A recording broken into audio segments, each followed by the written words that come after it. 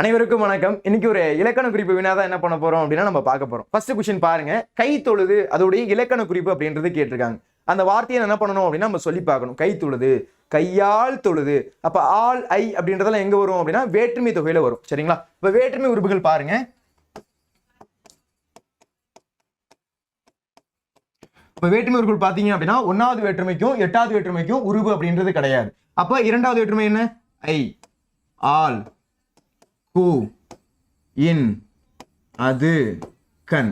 அப்ப இந்த இடத்துல நீங்க கவனிச்சீங்க அப்படின்னா ஐயால் என்னதுக்கன் அப்படின்றது வேற்றுமை உறுப்புகள். அப்ப நம்ம இந்த இடத்துல என்ன சொல்லி பார்த்தோம்? கை தொழுது அப்படின்றது கையால் தொழுது. ஆள் அப்படின்றது பாருங்க அது 3வது வேற்றுமை தொகையில இருக்குது.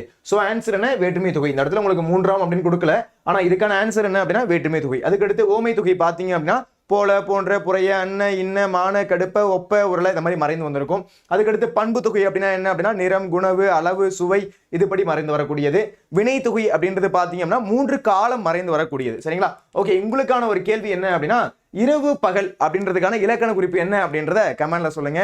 இது போன்ற யூஸ்ஃபுல்லான வீடியோஸ்க்கு போடுங்க சப்ஸ்கிரைபர். நன்றி, வணக்கம்.